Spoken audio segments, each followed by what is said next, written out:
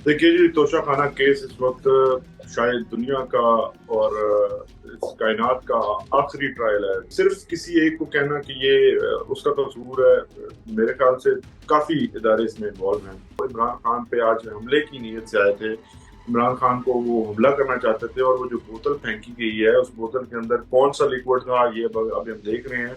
मुस्लिम league नून के lawyers थे, उनको तो अदालत के अंदर एंट्रेंस और एक्सेस दे दी गई, लेकिन पाकिस्तान तहरीक इंसाफ और हम जो लीगल टीम है इमरान खान की जो उनको रिप्रेजेंट कर रहे हैं और इमरान खान साहब, ये सब बाहर खड़े होकर वेट कर रहे हैं और अंदर सिक्योरिटी एजेंसीज और पता नहीं कौन कौन बैठा हुआ है आराम से वो मजे से। और जज साहब अपने चेंबर में बैठे हुए हैं, हम कह रहे हैं कि हमने हाईकोर्ट जाना है क्योंकि खान साहब ने बायोमेट्रिक करवानी है, लेकिन 1 घंटा हमें बाहर इंतजार करवाया गया। ओके, वो कहते हैं जी हमने साइन करवानी है खान साहब के ऊपर। एक ब्लैंक पेज मुझे नजर आया जिसके ऊपर मैंने क्वेरी की, जो मेरा राइट था और मेरी ड्यूटी थी कि मैं पूछूं कि ये आप किस कागज के ऊपर मेरे क्लाइंट से साइन करवा रहे हैं। तो इसके ऊपर जज साहब जो है वो गुस्से में आ गए और उन्होंने मुझे शटअप कहा। जब उन्होंने मुझे शटअप कहा तो मेरे मुंह से भी फौरन निकला कि मैं यू शटअप, की आपकी जरूरत कैसी हुई आप मेरे साथ इस तरह बात करें। इस्लामी जमहूरिया पाकिस्तान से मैं हूं वकार बगाओ और आप देख रहे हैं सियासत डॉट पी के। मेरे साथ मौजूद हैं वकील इमरान खान इंतजार हुसैन पंजोथा। सर, बहुत शुक्रिया आपके कीमती वक्त का। इंतजार साहब, तोशाखाना अदालत में आज आप पेश हुए, आपने शट अप, जज साहब ने यू शट अप, ये क्या चल रहा है सर? देखिए जी, तोशाखाना केस इस वक्त शायद दुनिया का और इस कायनात का आखिरी ट्रायल है जो जारी है।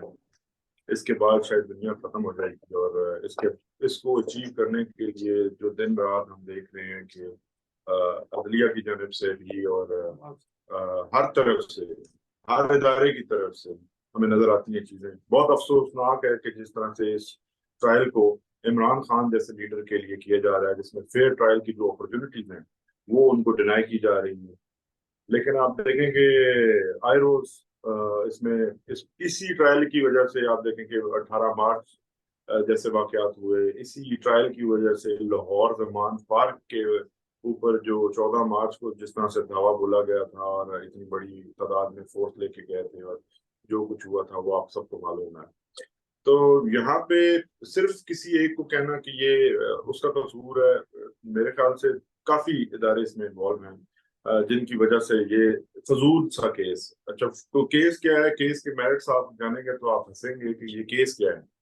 बुनियादी तौर पर केस ये है कि इमरान खान साहब ने अपने बतौर एमएनए जो सालाना डिक्लेरेशन ऑफ एसेट्स करनी होती है बिफोर इलेक्शन कमीशन, उसमें उन्होंने जिस तरह से उन्होंने कहा था उस तरह नहीं की। अच्छा, नंबर वन। नंबर टू ये हुआ कि वो ये कहते हैं कि आपने ये कंसीलमेंट जो की है इससे आप सादिक और अमीन नहीं रहते और आपके खिलाफ एक्शन लिया जाएगा। और ये आपने जो एक्ट किया है, ये एक्ट जो है वो इलेक्शन कमीशन एक्ट 2017 का जो है उसके तहत ये जुर्म है। हालांकि ये उसकी डेफिनेशन में हरगिज कहीं से नहीं आता, लेकिन देन अगेन फिर अगर आप ये देखें कि और इसके फैक्ट्स में जाएं, थोड़ा सा डीप डिग करें तो फिर आपको और चीजें मिलेंगी जिसमें सबसे इम्पोर्टेंट जो चीज है वो ये है कि ये खान साहब जब प्राइम मिनिस्टर थे 2018 में, आपको याद होगा बहुत सी सीटों से वो जीते थे, तो उन्होंने एक सीट मियां वाली की यानी 95 को रखा था जहां से वो एमएनए रहे, और बाकी सारी सीट्स जो है वो उन्होंने छोड़ दी थी और उन पे जमीनी इंतखाबात बाद में हुए थे। तो यहाँ पे जो कानून है, कानून के मुताबिक अ, किसी के खिलाफ अगर इस इलेक्शन एक्ट के जो कवानीन है उनमें आपने किसी के खिलाफ अगर कंप्लेंट फाइल करनी है और इस तरह की ऑफेंसेस आपको नजर आते हैं कि जहाँ पे आपको नजर आता है कि इलेक्टोरल कोई क्राइम कमिट हुआ है, तो फिर जो इलेक्शन कमीशन है वो परमिशन देता है, ऑथराइज करता है, इलेक्शन कमीशन करता है। मैं आपको बाद में बताऊंगा कि इलेक्शन कमीशन मैं क्यों कह रहा हूँ और उस पर एम्फसिस क्यों है मेरा। ये ऑथराइज करता है कि कंप्लेंट फाइल की जाए to the concern district election commission officer. अब यहाँ पे कंसर्न डिस्ट्रिक्ट था मियाँ वाली, खान साहब वहां से इलेक्टेड एमएनए थे, लेकिन यहाँ जो इस वक्त हम फेस कर रहे हैं, इस वक्त इलेक्शन कमिश्नर जो इस्लामाबाद के डिस्ट्रिक्ट, उन्होंने खान साहब के अगेंस्ट कंप्लेंट फाइल कर रखी है। अब सवाल यहाँ पे ये पैदा होता है कि जब एक डिस्ट्रिक्ट इलेक्शन कमिश्नर को ये अख्तियार हासिल नहीं है कि वो ये कंप्लेंट फाइल करे, तो ये कंप्लेंट कैसे चल सकती है। अच्छा, दूसरी इसमें एक और बहुत बड़ी मजक्कत खेज बात है वो ये है कि ये कंप्लेंट ने फाइल होना था विद इन 120 डेज। अब 120 डेज यानी 2018 की ये जो एसेट्स हैं उनके अंदर उनको ये तजाद जो अच्छा तजाद भी क्या है, वो तजाद भी मैं आपको बता देता हूँ। तजाद ये है कि खान साहब ने जो डिक्लेयर किया उसमें उन्होंने जो एसेट्स की वैल्यू थी जिसके ऊपर उन्होंने वो तोशाखाना से गिफ्ट्स लिए थे, वो उन्होंने ऐसा जो पेमेंट की थी वो उन्होंने उसके आगे शो कर दिया कि ये इतने एसेट्स इनकी ये मालियत है। अब यहाँ पे कंसीलमेंट कहाँ है वो बाद में हम उस पर चले जाएंगे, लेकिन ये हल्का सा इसमें जो केस बनाया हुआ है। बहरहाल सर, आप ये कहना चाह रहे हैं कि जो केस है ये कानूनी तकाजे सिरे से पूरे ही नहीं करता? बिल्कुल कानूनी तकाजे बिल्कुल पूरे नहीं करता।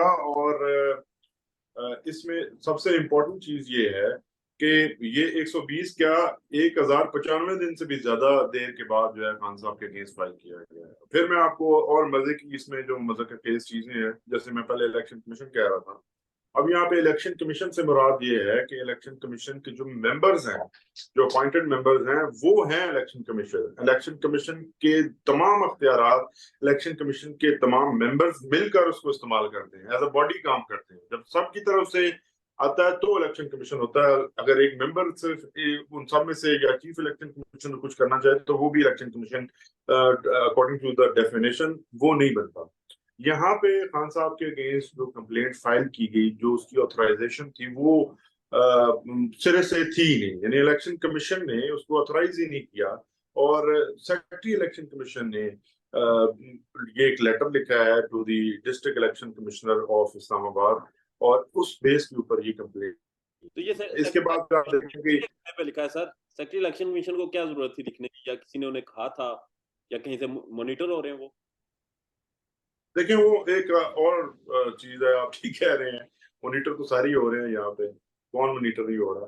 लेकिन जरा इसको जरा एक कर लें कि ये केस क्या है बुनियादी तौर पे, फिर हम इसको चैलेंज किया जाता है to before the trial court. Trial court इसमें हमारी एप्लीकेशन को डिसमिस करती है, फिर हाई कोर्ट जाया जाता है, हाई कोर्ट उसको एक्सेप्ट करती है। एक्सेप्ट करने के बाद जो है वो बाद में हमें पता चलता है कि ये एक्सेप्ट नहीं थी, ये बेसिकली रिमांड थी।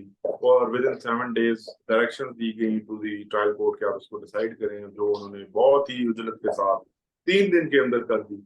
और वहां पे आपको इंटरेस्टिंगली ये बताना बड़ा जरूरी है कि हमारा जो मौकफ था, यानी अब दो पार्टीज होती हैं एक केस की, तो आपने दोनों पार्टीज को सुनना होता है, लेकिन यहाँ खान साहब और हमें जो है नहीं सुना गया, हमारी तरफ हमारा राइट क्लोज कर दिया गया even on just on third day. और इसको फैसला करके इंटरेस्टिंगली एक और चीज कि यहाँ पे ये 18 सफ़ों का ऑर्डर था, और जज साहब ने जब आर्ग्यूमेंट्स खत्म हुए तो 15 मिनट के अंदर 18 सफ़ों का ऑर्डर जो है वो अनाउंस किया। तो ये शायद दुनिया की तारीख में और वर्ल्ड रिकॉर्ड होगा, गिनेस बुक ऑफ वर्ल्ड का रिकॉर्ड के अंदर ये आना चाहिए कि किस तरह से इतनी स्पीड के अंदर उन्होंने डिक्टेट करवाया और स्टेनो में उसको लिख भी दिया। दोनों जो है वो इस शाबाश के मुस्तहिक हैं। आप सस्ते और आज के पर्टिकुलर बात जी सॉरी आप सस्ते और फौरी इंसाफ की तवक्को रखते हैं, तो वही आपको मिला है। नहीं इतना सस्ता भी नहीं और इतना फौरी भी नहीं। और शायद ये इमरान खान के लिए इस वक्त जो आज आपको क्या हुआ? मालूम है इस आज वक्त आज पूरे माहौल क्या था? पाकिस्तान में आज समर जो है वो समर वेकेशन इस वक्त चल रही हैं पूरे पाकिस्तान में। तो सिर्फ इमरान खान के लिए ये अदालतें भी खुली हैं, ये सारा कुछ खुला है। लेकिन इंटरेस्टिंगली जहाँ पे हमें कुछ रिलीफ मिलना होता है, जहाँ पे हमें अर्जेंसी होती है छुट्टियों के अंदर, ये भी क्लैरिफाई करना बड़ा जरूरी है कि छुट्टियों के अंदर समर वेकेशंस के अंदर जो अर्जेंट नोयत के मामला होते हैं जिसमें बेल्स हो जाती हैं और बाकी स्टेज वगैरह आपने लेने होते हैं, वो सिर्फ टेकअप किए जाते हैं। लेकिन यहाँ पे इमरान खान के ट्रायल्स भी फुल थ्रोटल फुल स्पीड के ऊपर चल रहे हैं, डे टू डे बेसिस पे चलाए जा रहे हैं। और एक और मजे की आपको बात बताऊं कि जो इनके कमजोर तरीन केसेस, इवन ये भी कमजोर केस है, इस केस में भी कुछ नहीं है, ये जो तोशा खाना है जैसे मैंने आपको पहले बताई हैं, और बहुत सी चीजें आज जो क्रॉस हुआ उसके अंदर जो विटनेसेस आए उन्होंने जो बातें की, वो इतनी मजा का केस है कि वो एक्सपर्ट नहीं है लेकिन वो उसके ऊपर ओपिनियन दे रहे हैं। तो ये कहाँ से होता है कि आप एक्सपर्ट नहीं है किसी चीज के ऊपर, आप तोशाखाना जो गिफ्ट है उनको असेस करने के एक्सपर्ट नहीं है। ये आज वो जो विटनेस थे उनसे सवाल थे हमारे, दरअसल सर और उन्होंने डिनाई किया कि मैं जानती नहीं हूँ कि इस किस्म की कोई, मैंने आज जिंदगी में शायद पहली दफा इस किस्म की सर साहब असेसमेंट की ये है। मीडिया पे सारी चीजें तो चल रही हैं, इसके मिनट्स भी सारे सामने आ चुके हैं, मगर आपसे एक चीज जानना चाह रहा हूं कि आज जिस तरह से जज साहब ने आपको शटअप कॉल दी, आपने उन्हें शटअप कॉल दी, ये वजह क्या थी और इतनी गर्मी क्यों कमरा अदालत में हुई? इसका मैंने बैकग्राउंड आपको बताया है कि वो किस तरह से इस पूरे ट्रायल को कंडक्ट किया जा रहा है डे टू डे बेसिस के ऊपर। जुम्मे की जब जुम्मे के दिन अदालतों का टाइम जरा शॉर्ट होता है, जुम्मा नमाज से पहले खत्म हो जाता है, लेकिन इस केस के लिए खसूसी तौर पे अदालत दोबारा आके बैठी और कहा गया कि हम प्रोसीड करेंगे, और अगर आप नहीं आएंगे तो हम स्टेट काउंसिल अपॉइंट करके तो इस केस को खत्म करेंगे। अब जो आप ये देखें कि आज पूरे दिन में एक खास माहौल बनाया गया था मुस्लिम लीग नून की तरफ से। अता तारड़ साहब जो special assistant to prime minister हैं, उनका इस केस से कुछ लेना देना नहीं है। अब इसमें जो पार्टी है वो एक तरफ इलेक्शन कमीशन है, दूसरी तरफ इमरान खान है, लेकिन अता तारड़ साहब की गुफ्तगू आपने भी सुनी होगी, पूरा पाकिस्तान सुन रहा है, जिस तरह से वो उनका जो वॉइस नोट है वो सारा फैला हुआ है आपके सामने है, कि जिसमें वो अपने लॉयर्स को बुला रहे हैं कि आप आए, हम तो जाएं क्योंकि हमारा तो केस है। पाकिस्तान तहरीक इंसाफ के लॉयर्स जाएं, उनका केस है, उनके लीडर का केस है, उनके चेयरमैन का केस है।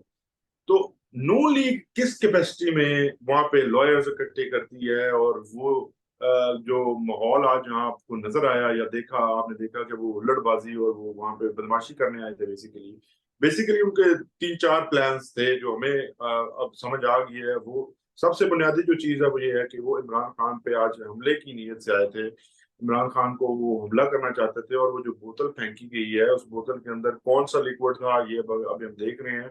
उसके ऊपर हम पूरा कानूनी एक्शन भी लेंगे, इन सब के खिलाफ एक्शन लेंगे। और इन्होंने एक मुनज़्ज़म साजिश के तहत खान साहब के खिलाफ आज ये इकट्ठे हुए थे, और उसी के तहत ये आए हैं अदालत के अंदर। जब आप एक पार्टी मौजूद होती है तो अपोनेंट पॉलिटिकल पार्टी का, जिसका इस केस से कुछ लेना देना नहीं है, जब वो आएगी तो फिर वहां पे माहौल आम माहौल नहीं रहेगा। अब खान साहब अदालत के अंदर मौजूद हैं, और जो अता तारण है ऐसे पीएम, वो भी वहां पे मौजूद हैं। अदालत में एक रश है, एक फिजा ऐसे बनी हुई है। उससे पहले एक सीन ये हो चुका है कि जो मुस्लिम लीग नून के लॉयर्स थे उनको तो अदालत के अंदर एंट्रेंस और एक्सेस दे दी गई, लेकिन पाकिस्तान तहरीक इंसाफ और हम जो लीगल टीम है इमरान खान की, जो उनको रिप्रेजेंट कर रहे हैं, और इमरान खान साहब, ये सब बाहर खड़े होकर वेट कर रहे हैं, और अंदर सिक्योरिटी एजेंसीज और पता नहीं कौन कौन बैठा हुआ है आराम से, वो मजे से। और जज साहब अपने चेंबर में बैठे हुए हैं। हम कह रहे हैं कि हमने हाईकोर्ट जाना है क्योंकि खान साहब ने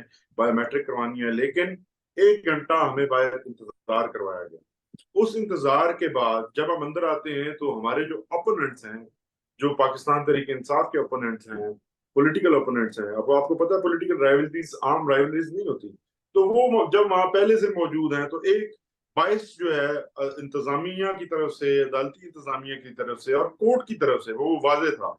अब जब आ जाते हैं हम तो हम रिक्वेस्ट करते हैं स्ट्रेट अवे जज साहब से, क्योंकि लीड कौंसल इसमें ख्वाजा आरिफ साहब हैं, वो उस वक्त अदालत में मौजूद नहीं थे, वो आ रहे थे और उन्होंने ही क्रॉस करना था। हमारी तरफ से रिक्वेस्ट ये आई कि हम खान साहब की अटेंडेंस साहब ने जहाँ पे अगर सिग्नेचर और नॉर्मल कोर्स ऑफ जो प्रोसीडिंग्स है उसके अंदर इस तरह से मुलजमों के या जो एक्यूज होते हैं उनके सिग्नेचर्स उसके ऊपर नहीं लिए जाते, सिर्फ उनका खड़े होना। और दुनिया अगर जज साहब और अगर हम उनको रिकग्नाइज करते हैं, अपने पार्टी को रिकग्नाइज करते हैं, तो ये सफिशिएंट होता है for the purposes of attendance. लेकिन यहाँ पे क्या हुआ कि वो कहते हैं जी हमने साइन करवानी है खान साहब के ऊपर। एक ब्लैंक पेज मुझे नजर आया जिसके ऊपर मैंने क्वेरी की, जो मेरा राइट था और मेरी ड्यूटी थी कि मैं पूछूं कि ये आप किस कागज के ऊपर मेरे क्लाइंट से साइन करवा रहे हैं। तो इसके ऊपर जज साहब जो है वो गुस्से में आ गए और उन्होंने मुझे शटअप कहा। जब उन्होंने मुझे शटअप कहा तो मेरे मुंह से भी फौरन निकला कि मैं यू शट अप, की आपकी जरूरत कैसी हुई आप मेरे साथ इस तरह बात करें, आप जज हैं, आपको बात करनी चाहिए तरीकाकार के तहत, आप एक तहजीब के दायरे में रह के बात करेंगे, हम हमेशा आपके साथ तावन करेंगे, हम आपको असिस्ट करने के लिए आते हैं। वकील जो है वो अदालत की असिस्टेंस के लिए होता है, वकील अदालत की मुआवनत के लिए होता है, एक मुआवन होता है क्लाइंट्स और अदालत और प्रोसीजर के दरमियान। यहाँ पे जब अदालत की तरफ से ऐसी जबान इस्तेमाल की गई जो बिल्कुल किसी एक जज की नहीं हो सकती थी, उससे पीछे भी आपको पता है कि बैरिस्टर गौर खान के साथ भी जो हुआ, जिस तरह से उन्होंने बड़ी टेम्पलेट लैंग्वेज के अंदर वो एप्लीकेशन दी थी और अदालत में कुछ नहीं कहा था, लेकिन जब ऑर्डर शीट हमने देखी तो उन्होंने, जज साहब ने पूरा एक मुकदमा उनके खिलाफ खड़ा किया हुआ था। तो जब उन्होंने ये कहा कि शट अप, तो मेरे मुंह से भी फौरन निकला कि यू शट अप। और उसके बाद फिर जो हमारी जो नून लीग के लॉयर्स थे उन्होंने भी शोर मचा दिया, और पीटीआई के लॉयर्स भी, वे एक वो वहां पे ऐसा माहौल बन गया कि नारेबाजी शुरू हो गई। रिपोर्ट हो तो रहा इनिशियली मैं इसमें है। किसी का कसूर नहीं समझता, ये कसूर सिर्फ और सिर्फ जज साहब का है, क्योंकि जब हम एक राइटफुल, हम वहां पे डिफेंड करने आते हैं अपने क्लाइंट को, जब आप हमें वो मौका नहीं देंगे और हमारे साथ ऐसी लैंग्वेज यूज करेंगे, हम वहाँ गालियां खाने नहीं जाते, हम वहाँ उनको डिफेंड करने जाते हैं। हमारे हमारे लिए ये जो प्रोफेशन है, ये सब कुछ है। इस प्रोफेशन के अंदर अगर हम अपने क्लाइंट्स की प्रोटेक्शन नहीं करेंगे और अगर उनके राइट्स को प्रोटेक्ट नहीं करेंगे, उनके लिए आवाज नहीं उठाएंगे और खड़े नहीं होंगे, तो फिर हम क्यों हैं? हमारा पर्पस क्या है? हम क्यों हमारा फायदा क्या है? हमारा होना वहां पे किसी के काम का नहीं है। इंतजार साहब, आपको जज साहब से मसला है या जज साहब को आपसे मसला है? वजह क्या है कि जज साहब आप हूँ, ख्वाजा बैरिस्टर गौहर हूँ या फिर शेर अफजल मरवत हूँ, सबके साथ एक ही तलही होती है, सब एक ही टून में बात कर रहे होते हैं। और दूसरी जनाब आपने अदम एतमाद किया था मौजूद जज साहब के ऊपर, वो बदस्तूर इस केस को सुनते आ रहे हैं, उस एप्लीकेशन को भी उन्होंने मुस्तरद कर दिया। वजह क्या है जज साहब इस केस को सुन रहे हैं और फिर सुनते जा रहे हैं और साथ कलमी भी जारी है? देखिए, ये नॉर्मल कोर्स ऑफ, मैंने प्रोसीडिंग में जैसे आपको पहले कहा था, इस तरह नहीं होता। अगर किसी जज के खिलाफ आप रिक्यूजल की एप्लीकेशन देते हैं तो वो फौरन उस एप्लीकेशन को सीरियसली लेते हैं और फौरन जो है वो रिक्यूज कर देते हैं, क्योंकि ये कुछ आम बात नहीं है। ये जज साहब ये कहते हैं कि ये सोशल मीडिया अकाउंट मेरा है, लेकिन इसके ऊपर जो पोस्ट हैं वो मेरी नहीं है। अब वो पोस्ट आपने भी देखी होंगी, सारी दुनिया ने देखी है, कि खान साहब की को जिस तरह से तज़ीक अमेज अंदाज में वहां पर उनको मेंशन किया गया और उनकी तस्वीरों को बिगाड़ कर लगाया गया। ये सबसे बड़ी एक ऐसी चीज है कि जो उनका अंदर का बायस है वो शो करता है। अब इसी पॉइंट को जब हम रेज करते हैं, जब हम कहते हैं कि आप क्योंकि जो जज होता है, जो मुनसफ होता है, उसकी ड्यूटीज में भी और चीजों के साथ साथ ये उनका मिजाज और उनका जो किरदार है वो इंडिपेंडेंट होना बहुत जरूरी है, क्योंकि अगर आप बाइस्ड हैं तो आप इंसाफ नहीं कर रहे। और यहाँ पे आप इतना बड़ा एक फैसला कर रहे हैं जो पूरी कौम के लिए बहेजानी कैफियत जिसने पैदा की हुई है, पूरी कौम को हैजान में रखा हुआ है। तो आप एक तो जिस तरह से प्रोसीडिंग्स कर रहे हैं डे टू डे, वो सारी बाइस्ड है। आप हमारी जो कानूनी एतराजात होते हैं वो आप मानते नहीं हैं। और तीसरे नंबर पे हमें ऑर्डर शीट नहीं दी जाती कि हम कहीं उसकी कॉपी लेके ऊपर वाली अदालत में उसको चैलेंज न कर दें। मतलब वो जो फाइल है उसकी एक्सेस नॉर्मली ये होता है कि जब कोर्ट की प्रोसीडिंग्स खत्म होती हैं, जज साहब साइन करते हैं और अपॉर्चुनिटी देते हैं कि जिस पार्टी ने, अगर कोई एग्रीव्ड पार्टी है उस दिन की प्रोसीडिंग से, तो वो उसको फर्दर किसी जगह पे चैलेंज कर। लेकिन हमारे साथ ये नहीं हो रहा। हमें वो फाइल की, और हमने हर ऑर्डर की कॉपी अप्लाई की हुई है, लेकिन वो जज साहब या साइन नहीं करते या फिर वो फाइल उनकी अपने कंट्रोल के अंदर रहती है। और रिजल्टेंटली ये होता है कि हमारे पास वो उसके टेस्टेड फोटो कॉपीज नहीं होती, और ऊपर आपको पता है ऑब्जेक्शन जिस तरह की हाई कोर्ट के अंदर लगाई जाती हैं, मतलब वो तो शायद इस्लामाबाद हाई कोर्ट की ऑब्जेक्शंस का जो म्यार है वो शायद दुनिया में कहीं और नहीं है। इंसाफ रोकने के लिए ज्यादा है, इंसाफ फराहम करने के लिए कम उनके जो प्रोसेस है और प्रोसीजर है वो रखा गया है। इस साहब जो कुछ भी हो रहा है अदलिया के हवाले से या फिर इस केस की समाअत के दौरान जिस हद तक तलकलमी होती है, जिस हद तक वहां पर गर्मा गर्मी होती है, ये सारी चीजें अफसोसनाक है। नॉर्मल समाअत में, नॉर्मल केसेस में हम इस तरह नहीं देखते। आप क्या समझते हैं कि इस ये जो कुछ भी हो रहा है इससे अदलिया की क्या बेतुकीरी हो रही है, और अगर हो रही है तो इसका जिम्मेदार कौन है? देखिए, इस किस्म के जजेस जो हैं वो पूरी जुडिशरी के लिए एक न सिर्फ अलमिया है बल्कि एक सवालिया निशान है। हम वकीलों ने इस जुडिशरी की इंडिपेंडेंस के लिए और आज़ादी के लिए एक बहुत बड़ी तहरीक चला रखी है। और इसके अलावा हम हर रोज जब भी किसी जगह पे किसी जज साहब के साथ कोई इदारा या कोई और सेक्शन ऑफ द सोसाइटी कुछ गलत करने की कोशिश करता है या इंडिपेंडेंस ऑफ जुडिशरी के ऊपर कभी भी हमला होता है तो फिर हम खड़े होते हैं। आपके सामने है कि किस तरह से हमने हमेशा आवाज उठाई है। रूल ऑफ लॉ के लिए हमेशा से वकीलों ने कलीदी किरदार अदा किया है। लेकिन यहाँ पे इस किस्म के जब जजेस आते हैं तो फिर पूरी जुडिशरी के ऊपर जो स्याह धब्बे हैं वो लग जाते हैं उनकी पूरी परफॉर्मेंस के ऊपर। एक तरफ जज आपके सामने है कि फरक फरीद बलोच जैसे इंडिपेंडेंट माइंडेड जजेस हैं जो इस तरह के फैसले देते हैं कि आप शायद सदियों याद रखेंगे, और एक तरफ इस किस्म के किरदार हैं। तो ये मिक्स एंड मैच है, वो चल रहा है। लेकिन देन अगेन मैं कहूंगा कि ये अपना नुकसान कर रहे हैं क्योंकि बार और बेंच हमेशा एक साथ होती है। जब आप वकीलों के साथ खास तौर पर ऐसा रवैया रखेंगे और फेयर अपॉर्चुनिटी नहीं देंगे, फेयर ट्रायल नहीं देंगे, तो फिर हमारे पास तो ये इसके अलावा कोई चॉइस नहीं है कि हम जो है वो उनको ऊपर लेके जाएं और आवाज उठाएं। हम सिर्फ आवाज उठा सकते हैं, वो आवाज हम उठाते रहेंगे। ज़्यादातर अब आखिर में मुझे ये बता दें तौहीन इलेक्शन कमीशन के हवाले से इमरान खान के खिलाफ जो नाकाबिल ज़मानत वारंट गिरफ्तारी जारी हो चुके हैं। आज इस्लामाबाद को गिरफ्तार करके कल पेश करने का हुक्म दिया गया है, क्या कहेंगे? देखिए, ये जो वारंट है ये इनिशियली विड्रॉन कर लिया था। जब लास्ट टाइम हुआ ये था कि खान साहब की तरफ से वकील जो है वो चेंज हुए थे। जब दूसरे वकील साहब वहां पहुंचे तो उनको ये यकीन दहानी कराई गई कि ये वारंट जो है वो विड्रॉ कर लिया गया। और आप ये देखें कि मेला फटे कि आज जब अदालतों का टाइम खत्म हो गया है तो इस वारंट को आज बाहर निकाला गया है। ये साबित करता है कि ये किस तरफ लेके जा रहे हैं चीजों को। और जब आप इस तरह से करते हैं तो फिर रिएक्शन आते हैं, फिर लोग एहतजाज करते हैं, और फिर उस एहतजाज के नाम पे बहुत सारे ऐसे अनासर जो कि रियासत दुश्मन अनासर हैं वो अपने फायदे उठाते हैं। तो इस नहज पे, इस पॉइंट पे चीजों को लेके नहीं जाना चाहिए। लेकिन यहाँ पे आप ये देखें कि हमेशा एक डेस्परेट मूव रही है, और आपको एक पार्टी को और एक क्लाइंट को हमारे उसको स्पेशली कॉर्नर करने के लिए इस किस्म की हरकतें होती हैं। कभी उनकी पिटिशन नहीं लगाई जाती। मैंने नहीं सुना आज तक पाकिस्तान की तारीख में कि किसी ने प्री अरेस्ट बेल फाइल की और वो एक दिन भी ना लगे। नॉर्मली सेम डे टेकअप होती है, लेकिन अगर लेट हो जाए तो नेक्स्ट डे जरूर लगती है। यहाँ पे नेक्स्ट डे भी नहीं लगती, उससे नेक्स्ट डे भी नहीं लगती, और उससे भी नेक्स्ट डे नहीं लगती, यानी कभी लगती ही नहीं है। तो ये भी इस निजाम के अंदर हो चुका है। तो ये एक और डेस्परेट मूव है, यकीनी तौर पर एक इलीगल मूव है। इसको हम देखेंगे इंशाल्लाह, सुबह अदालतों में चैलेंज करेंगे। और बाकी बाकी ये वारंट जो है वो सिर्फ उनकी अटेंडेंस प्रोक्योर करने के लिए है, इसके अलावा कुछ नहीं है।